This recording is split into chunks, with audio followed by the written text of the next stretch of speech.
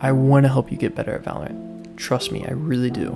But the only way for that to happen is for you to understand you're the problem.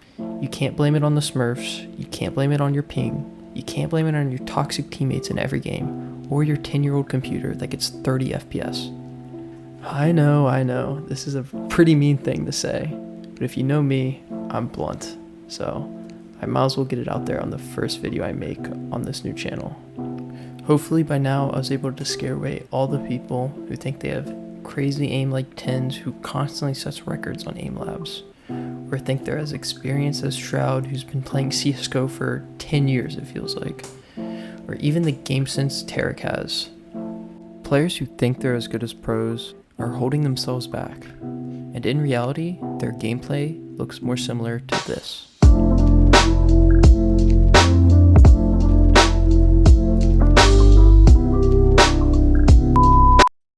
In all seriousness though guys, I'm really here to help.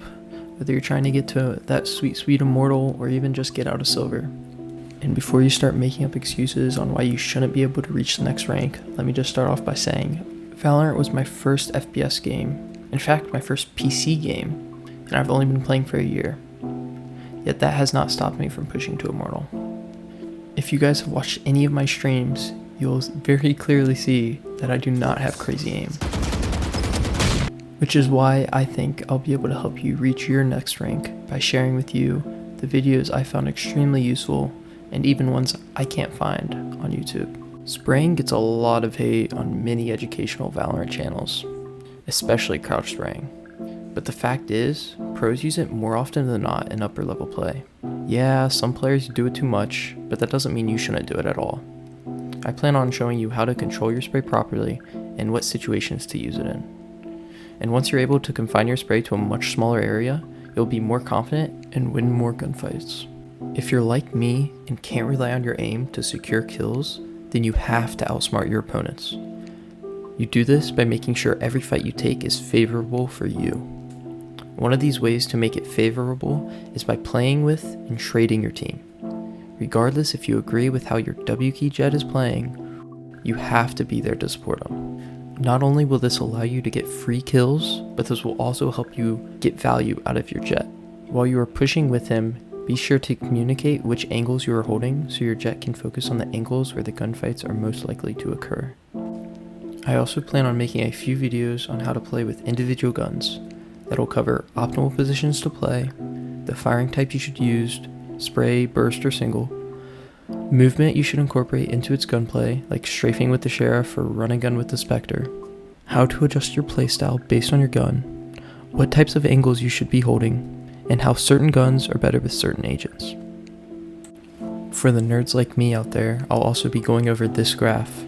Time to kill varies based on distances, enemy shields, and much more. Understanding this chart will allow you to make the best weapon choice possible based on every scenario.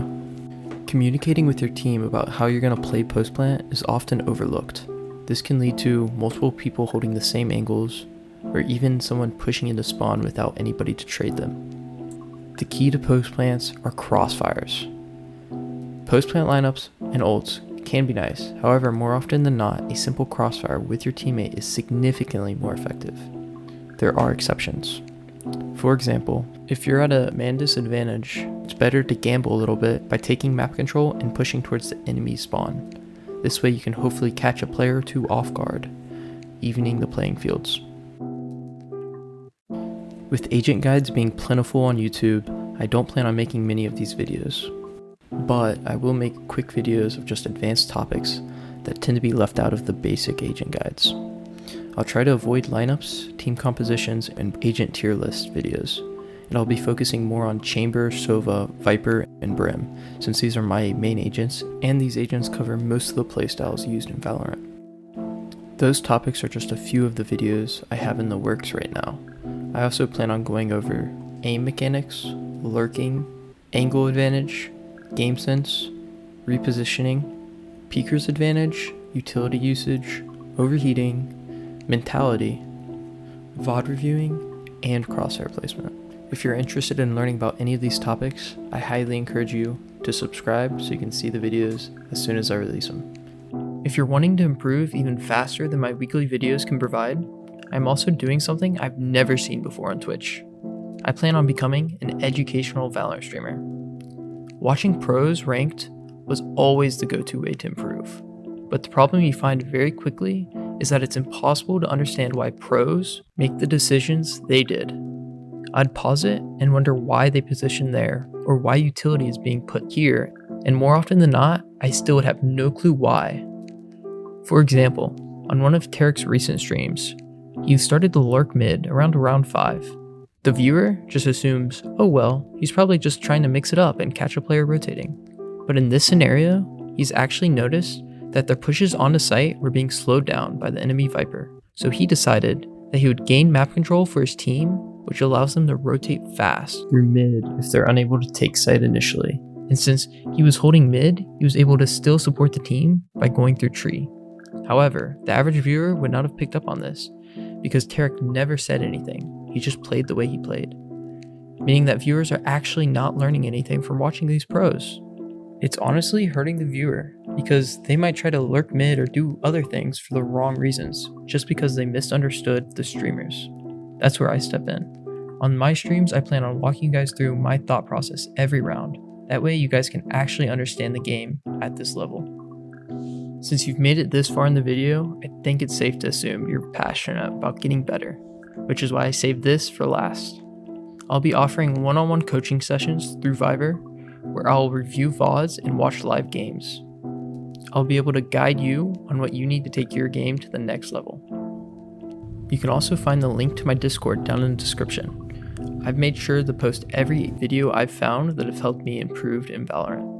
Be sure to leave a comment on what videos or topics you want to see in the future that you're surprised nobody is talking about.